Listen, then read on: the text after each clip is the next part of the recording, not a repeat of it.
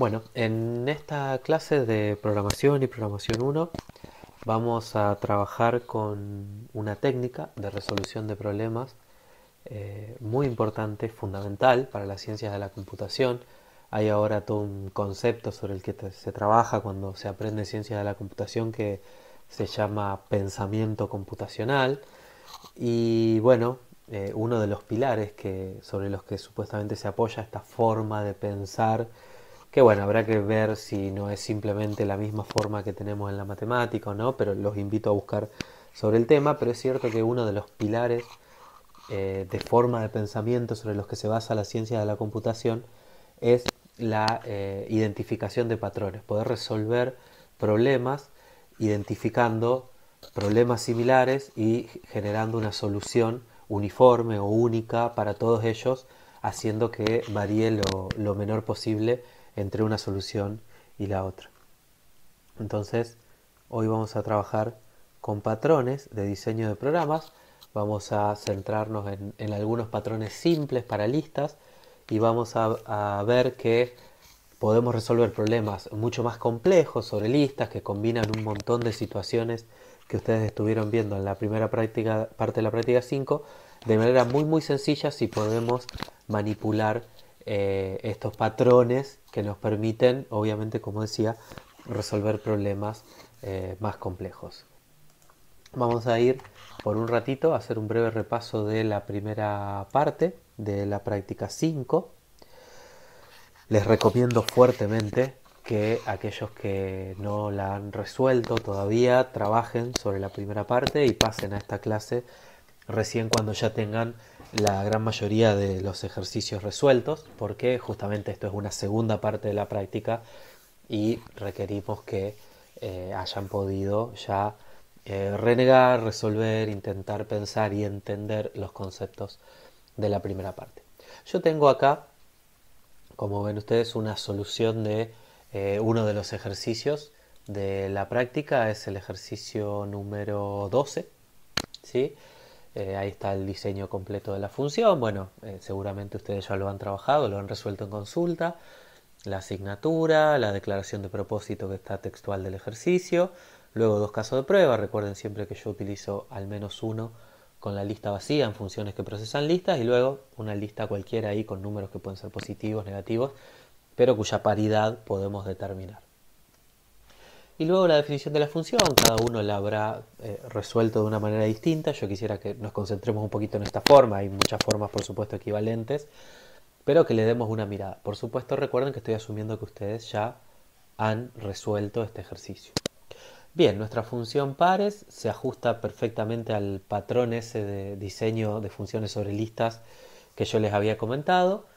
Pensamos qué hacer cuando recibimos la lista vacía y luego en cualquier otro caso, es decir, como la asignatura nos indica que esto es una lista de números o solo yo tengo que estar preparado para una lista de números, me concentro acá en este caso en cualquier cosa que sea una lista de números que no sea vacía, o sea que tenga al menos un elemento. Bueno, en el caso de la lista vacía, justamente el caso de prueba, ya me dice que tengo que devolver, es bastante sencillo. Y en el caso de una lista que tiene al menos un elemento, lo más probable es que quizá ustedes generaron una cláusula más en este condicional múltiple, eso puede pasar, pero una solución muy sencilla sería preguntarnos que si el primer elemento de la lista es un número par, entonces la lista que yo tengo que devolver lo tiene que incluir, porque a ese no lo tengo que eliminar, porque es par. Entonces devuelvo una lista que lo tiene como primer elemento. ¿En qué lista lo anexo? Bueno, en la lista de números pares que están en el resto de la lista. Recuerden que esto no es la resolución de un ejercicio de la primera parte de la práctica, ¿no? Yo estoy asumiendo que esto ya está resuelto. Lo repito porque voy bastante más rápido que si lo estuviera explicando. Y en el caso que el primer elemento de la lista no sea par, es decir, que esto evalúa falso, vamos por acá y solamente devolvemos el conjunto de números pares del resto de la lista, ya que el primero justamente lo tengo que eliminar. Bueno, ejecutamos este programa, por supuesto, los casos de prueba pasan y tiene toda la pinta de estar correcto. Yo les invito a pensar ahora sobre este mismo problema. Bueno, algunas cosas van a quedar un poquito inconsistentes porque aparece la palabra pares y demás, pero que pensemos un minuto si tuviéramos que devolver de una lista solamente aquellos números positivos de la misma, ¿no? Yo para hacer estos ejemplos voy a borrar los casos de prueba, la asignatura y la declaración de propósito para que justamente no quede muy inconsistente la definición que estoy dando. Pero pensemos que yo tuviera que quedarme con aquellos números positivos de una lista. Bueno, la lógica de funcionamiento de lo que yo estoy haciendo es más o menos la misma, solo que tal vez en lugar de preguntar si el número es par, yo preguntaría si es positivo. Vamos a cargar este programa y vamos a evaluar esta función pares, que yo no me tomé el trabajo de cambiarle el nombre, en esta lista, ¿no? Observemos que se va a quedar con el 34 y el 4 se queda con aquellos números positivos. Podemos pensar ahora quedarnos con los negativos.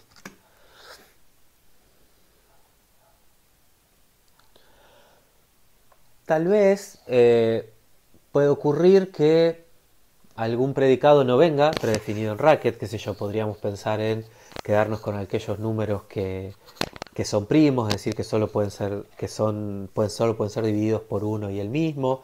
Podemos quedarnos con los números que cumplen determinada propiedad que todavía no sabemos. Bueno, en ese caso tal vez tengamos que definir qué función va acá, pero hay una idea en común en todos estos problemas. Paso brevemente también a el ejercicio 13, ¿sí? De las funciones de los strings cortos. Hay que quedarse con aquellos strings de longitud menor a 5. Bueno, en ese caso pasa algo parecido. Por supuesto el 5S lo hacemos una constante.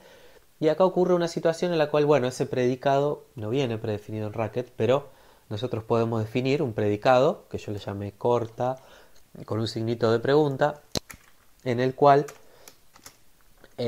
nosotros devolvemos un booleano de acuerdo a si la longitud de ese string es menor a 5.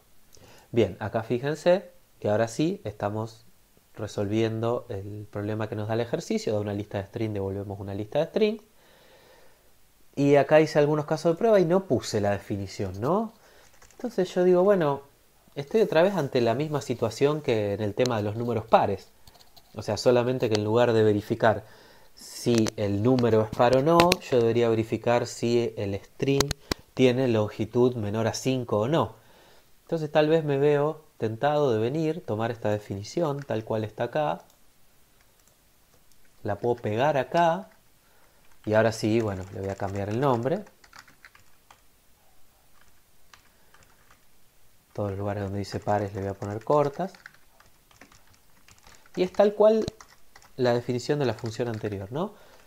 Nada más que ahora, en lugar de preguntarme por negativo, que no tendría sentido dado que es una lista de string, me puedo preguntar por aquel predicado que yo acabo de definir arriba, que me dice cuándo un string tiene longitud menor a 5. Entonces, bueno,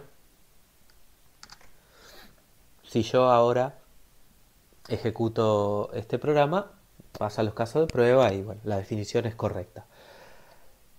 Y puede haber un montón de problemas. Bueno, ahí en la práctica justamente aparecen algunos más. Pero imagínense que esta idea de, dado un conjunto de elementos, quedarse con los que cumplen determinada propiedad, es una idea muy importante de la programación. Por ejemplo, cualquier consulta a una base de datos es efectivamente eso, es quedarse con aquellos registros de la base de datos que cumplen la propiedad de búsqueda que yo estoy interesado.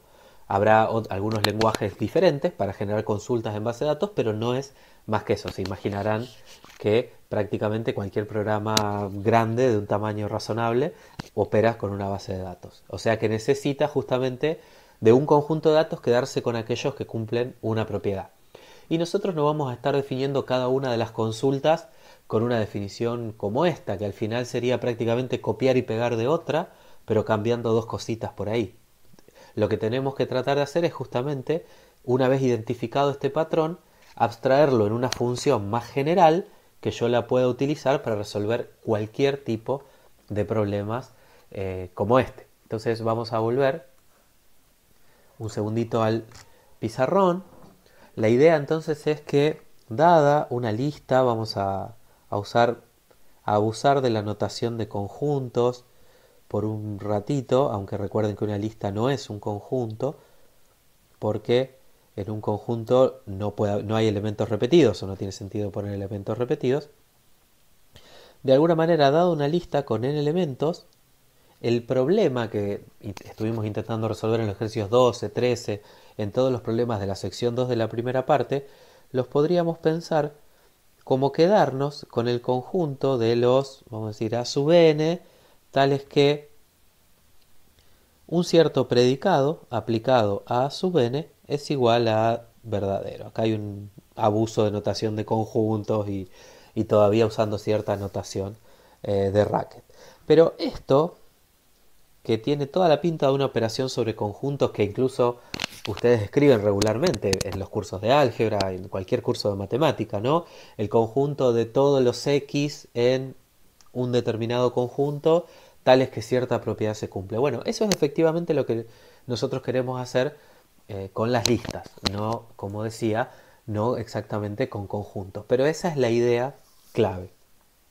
Entonces lo que juega un rol fundamental es ese predicado P, que es el que me determina cuáles son los que voy a dejar y cuáles no, y después lo que puedo hacer es tener ese mecanismo de recorrer la lista e ir quedándome con aquellos elementos que cumplen la propiedad, tal como hicimos con la propiedad ser un número par, ser positivo, ser un string corto o algo por el estilo. Bien, eso es entonces el patrón de diseño que vamos a tratar de programar en este momento y que ustedes tienen ya resuelto en la sección 1 de la segunda parte de la práctica. A ese patrón le vamos a llamar filter y vamos a tratar de programarlo. Ustedes ya lo tienen programado en la práctica, pero bueno, vamos a hacer el intento de ir programándolo entre todos. Habíamos dicho que este patrón, que le llamamos filter, aunque lo podemos llamar como querramos, pero en la gran mayoría de los lenguajes de programación se llama filter, por eso es bueno usarlo. ¿Qué argumentos tiene? Habíamos dicho, bueno, está la lista, que puede ser de cualquier tipo de datos, no necesariamente, ni siquiera tienen que ser uniformes. Ustedes tienen en los ejemplos, ahí mismo al principio de la segunda parte de la práctica, un ejemplo del uso de este patrón con una lista que mezcla números, string, booleanos y justamente se queda con aquellos elementos de determinado tipo de datos. Tiene una lista de cualquier tipo de elementos y justamente lo que define qué es lo que yo voy a filtrar es lo voy a hacer igual que en la práctica, le vamos a llamar X acá, es ese predicado ese predicado P que aparecía en el pizarrón que me va a decir con cuáles me tengo que dar y con cuáles no. Es decir, el primer argumento de filter es un predicado, una función de X en booleanos. Por ejemplo, podría ser even con el signo de pregunta, podría ser positive, negative, podría ser esa función corta que yo definí ahí. O sea, cualquier predicado de un único argumento funciona como primer argumento de filter. Lo importante es que después la lista tenga el tipo correspondiente. Bueno, ¿y qué devolvemos? Devolvemos una lista con la misma clase de elementos, pero por supuesto tendrá posiblemente menos elementos. A lo sumo tendrá los mismos, si el predicado devuelve siempre true para los elementos de la lista. Bien, entonces dados un predicado P y una lista L, devuelve una lista con aquellos elementos de L que cumplen P, es decir, el predicado P. Bien, vamos a hacer algunos ejemplos, ¿por qué no? Yo los voy a tomar de la práctica. Vamos a analizarlos. Acá me dice que el caso de prueba que yo estoy haciendo es utilizar la función filter. El predicado es even, ser un número par, y la lista a la que se lo voy a aplicar es la lista de los números naturales del 1 al 5. Bueno, ¿qué debería devolverme ahí? Me debería devolver la lista con el 2 y el 4. ¿Sí? Y habíamos dicho que estaría bueno siempre tener el caso de la lista vacía. En este caso, cualquier predicado me va a servir para el caso de la lista vacía, porque recordemos que dijimos que siempre vamos a devolver vamos a decir, un subconjunto, también abusando de las palabras, un subconjunto de la lista original. Entonces el único subconjunto de la lista vacía es la lista vacía. Bueno, dejamos ahí con dos casos de prueba y comenzamos con la definición. El primer argumento es un predicado, le vamos a llamar P, y el segundo argumento es la lista, le vamos a llamar L. Y ahí nos podemos ayudar por varias cosas. Primero, por el patrón de diseño de cualquier función sobre listas que trabajamos en la primera parte, pero también pensar que justamente lo que yo estoy tratando de abstraer es esta definición que yo ya trabajé mucho hasta que encontré el patrón, ¿no? Esta definición que separaba en si la lista era vacía o no, y en el caso de que no lo sea, consultaba un determinado predicado en el primer elemento y devolvía ese primer elemento agregado o no en el resultado de la función en el resto de la lista.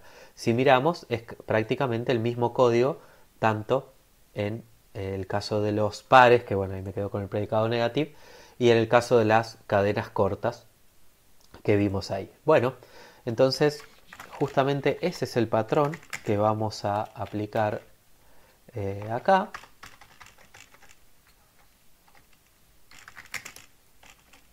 Tengo el teclado.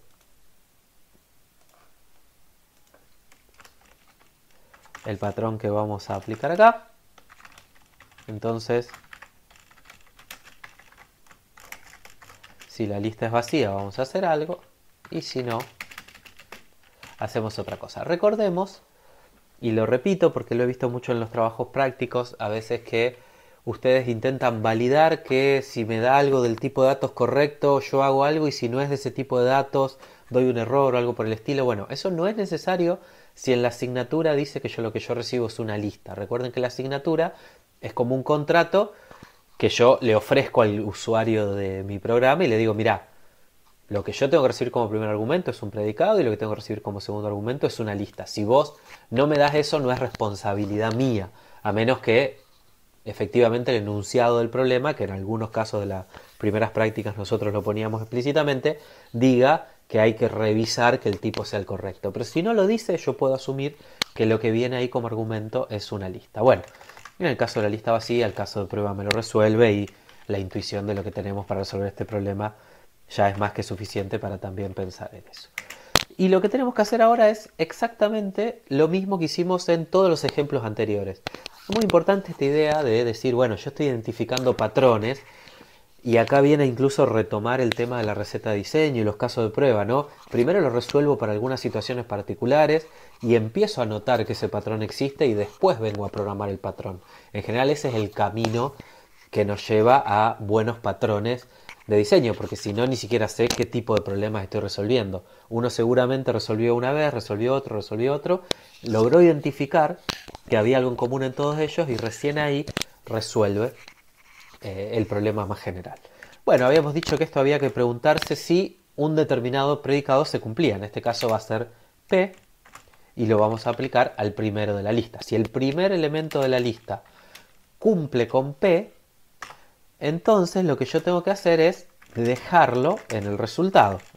Entonces devuelvo una lista que lo tiene también como primer elemento.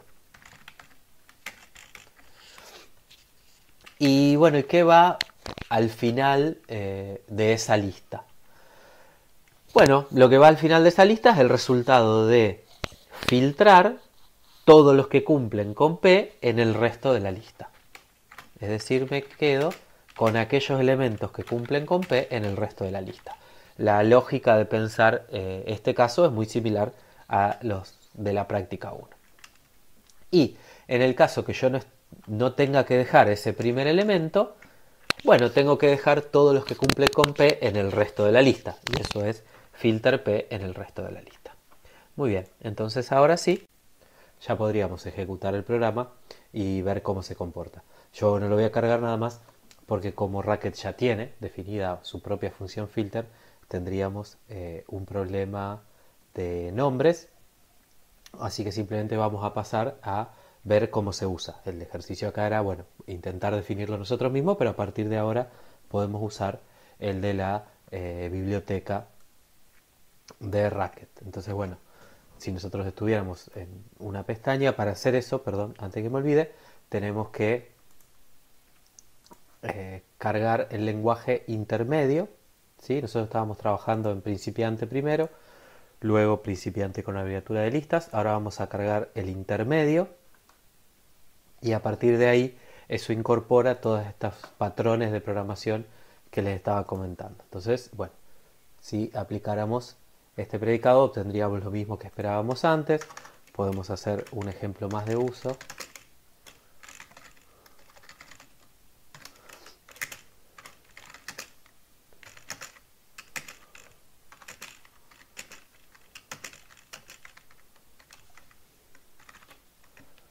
Y en este caso obtendríamos,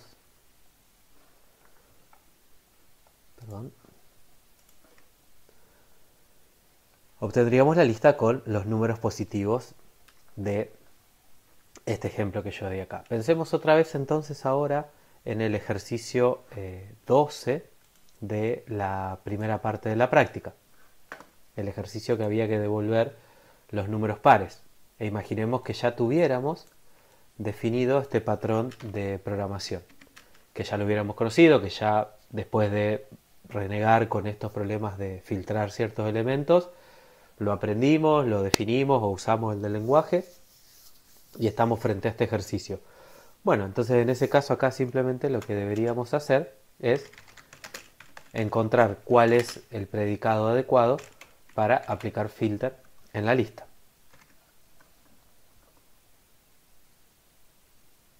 Perdón, ahí no va a dar porque en esta pestaña tengo cargado el lenguaje principiante. Está bueno, vamos a dejar este error en el video, así queda claro cuando por si les ocurre a ustedes. Ahora sí, con estudiante intermedio obtenemos una solución a este ejercicio. Y por supuesto que en el caso de esta función de cadenas cortas, bueno, entonces ahí solamente deberíamos venir y decir que es hacer el filter del predicado corta, ese predicado que yo definí ahí arriba en la lista L. Por supuesto que uno del principio a lo mejor no definió el predicado, pero si uno se da cuenta que su problema es un problema que entra dentro del patrón filter, entonces sabe que lo único por lo que se tiene que preocupar es por definir el predicado. En este caso es el predicado corta. A veces habrá predicados más complejos, pero uno sabe que si logra definir el predicado, entonces la solución de su problema es aplicar filter con ese predicado a la lista en cuestión. Y de esa manera vamos a obtener soluciones mucho más compactas, mismo error de la otra vez, soluciones mucho más compactas, mucho más claras y mucho más sencilla, por supuesto, de definir. Bueno, este es el primer patrón de los tres que tenemos que ver.